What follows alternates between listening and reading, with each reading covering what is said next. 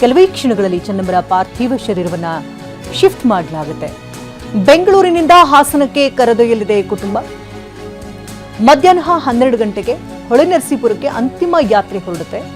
ಚೆನ್ನಮ್ಮರ ಅಂತಿಮ ಯಾತ್ರೆ ಸಾಗುವಂತಹ ಮಾರ್ಗ ಟಿವಿ9ಗೂ ಕೂಡ ಲಭ್ಯವಾಗಿದೆ. ಬೆಂಗಳೂರಿನಿಂದ ಹೊಳೆನರಸೀಪುರಕ್ಕೆ ಚೆನ್ನಮ್ಮರ ಅಂತಿಮ ಯಾತ್ರೆ ಇನ್ನು ಕೆಲವೇ ಕ್ಷಣಗಳಲ್ಲಿ ಸಾಗುತ್ತೆ. ನೆಲಮಂಗಲ ಕ್ರಾಸ್ನಿಂದ ಪ್ರಾರಂಭ ಆಗಿ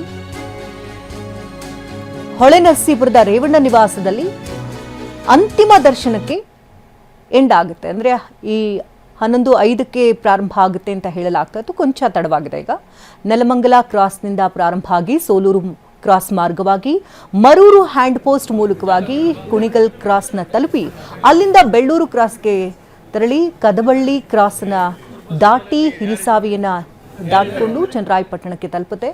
ಅಲ್ಲಿಂದ ನೇರವಾಗಿ ಎಲೆಯೂರು ಮಾರ್ಗವಾಗಿ ಶಾಂತಿ ಗ್ರಾಮದಲ್ಲಿ ಭೂನಳ್ಳಿ ಕ್ರಾಸ್ ಅನ್ನು ದಾಟಿಕೊಂಡು ಹಾಸನದ ಡೈರಿ ಸರ್ಕಲ್ ಮಾರ್ಗವಾಗಿ NR ಸರ್ಕಲ್ಗೆ ತಲುಪಿ ಮೊಸಳೆ ಹೊಸಹಳ್ಳಿ ಮಾರ್ಗದಲ್ಲಿ ಯಾತ್ರೆ ಸಾಗುತ್ತೆ.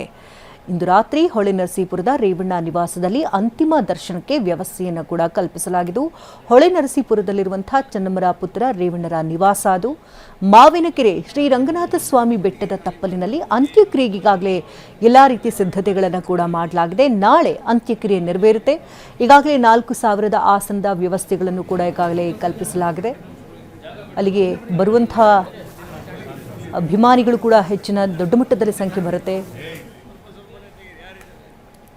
ನಿನ್ನೆಷ್ಟೇ ಮಾಜಿ ಸಿಎಂ ಸಿದ್ದರಾಮಯ್ಯನವರು ಕೂಡ ತೆರಳಿ ಡಿಕೆ ಕುಟುಂಬಕ್ಕೆ, HD ಕುಮಾರಸ್ವಾಮಿ ಅವರ ಕುಟುಂಬಕ್ಕೆ ಧೈರ್ಯವನ್ನು ತುಂಬಿದರು.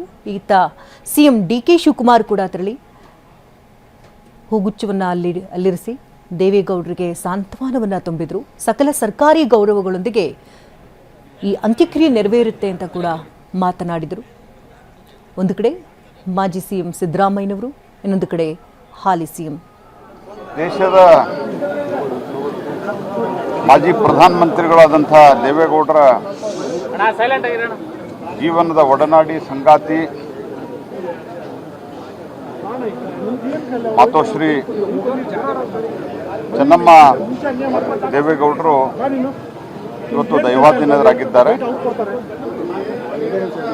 ದೈವಾಧೀನ ಅನ್ನುವಂಥ ಪದ ಅವರಿಗೆ ಅತ್ಯಂತ ಸೂಕ್ತವಾದದ್ದು. ಯಾಕಂದ್ರೆ ಅತ್ಯಂತ ದೈವಿ ಭಕ್ತರು.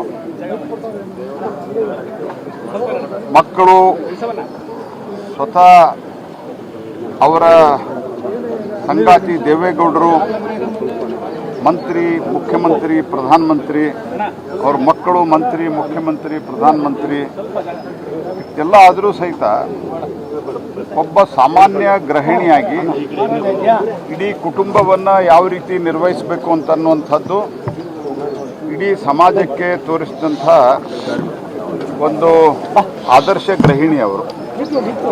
ಅಷ್ಟೇ ಅಲ್ಲದೆ ದೇವೇಗೌಡರ ಹಿಂದಿನ ಅತ್ಯಂತ ಶಕ್ತಿಯಾಗಿ ಅವರಿಷ್ಟೆಲ್ಲವೂ ಜೀವನದಲ್ಲಿ ಸಾಧನೆಯನ್ನು ಮಾಡಲಿಕ್ಕೆ ಕುಟುಂಬವನ್ನು ಅತ್ಯಂತ ವ್ಯವಸ್ಥಿತವಾಗಿ ಮತ್ತು ಸಂಸ್ಕಾರಯುತವಾಗಿ ಬೆಳೆಸಲಿಕ್ಕೆ ಅವರ ಕೊಡುಗೆ ಅಪಾರವಾಗಿದೆ.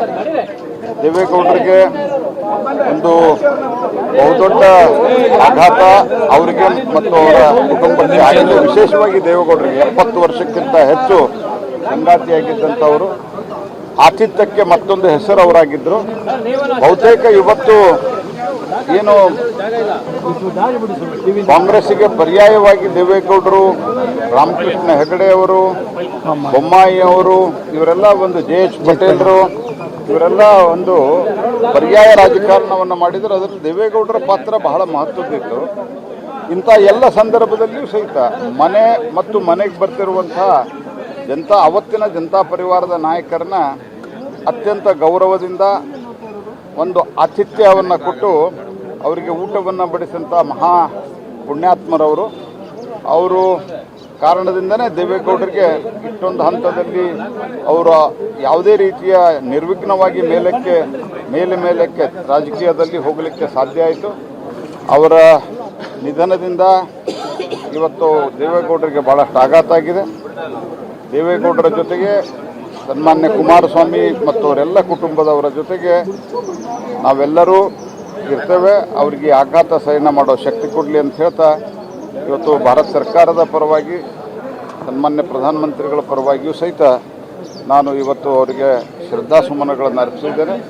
ನಾಳೆ ನಾನು ಭಾರತ ಸರ್ಕಾರದ ಪರವಾಗಿ ನಾನು ಅಂತಿಮ ಸಂಸ್ಕಾರದಲ್ಲಿ ಭಾಗವಹಿಸ್ತೇನೆ. ಈಗಷ್ಟೇ ಕೇಂದ್ರ ಸಚಿವ ಪ್ರಹ್ಲಾದ್ ಜೋಶಿ ಕೂಡ ಅಂತಿಮ ಸಂಸ್ಕಾರದ ದರ್ಶನವನ್ನು ಪಡ್ಕೊಂಡು ಮಾತನಾಡಿದರೆ ಕೇಂದ್ರ ಸರ್ಕಾರದ ಪರವಾಗಿ ಅವರು ಹಾಜರಾಗಿರುವುದಾಗಿ ತಿಳಿಸಿದ್ದಾರೆ. ಜೊತೆಗೆ ನಾಳೆ ಕೂಡ ಅಂತಿಮ ಸಂಸ್ಕಾರ ನಡೆಯುತ್ತಲ್ಲ, ಆ ಸಂದರ್ಭದಲ್ಲಿಯೂ ಕೂಡ ವಿಧಿವಿಧಾನಗಳೊಟ್ಟಿಗೆ ಅವರು ಕೂಡ ಅಲ್ಲಿ ಭಾಗಿಯಾಗ್ತೇನೆ ಎನ್ನುವಂಥ ಮಾತುಗಳನ್ನಾಡಿದ್ದಾರೆ. ಈಗಾಗಲೇ ಹಲವು ಗಣ್ಯರು ಕೂಡ ಆಗಮಿಸಿ ಅಂತಿಮ ದರ್ಶನವನ್ನು ಪಡೆದಿದ್ದಾರೆ. ಇನ್ನು ಕೆಲವೇ ಕ್ಷಣಗಳಷ್ಟೇ ಪಾರ್ಥಿವ ಶರೀರವನ್ನು ಶಿಫ್ಟ್ ಮಾಡಲಾಗುತ್ತೆ.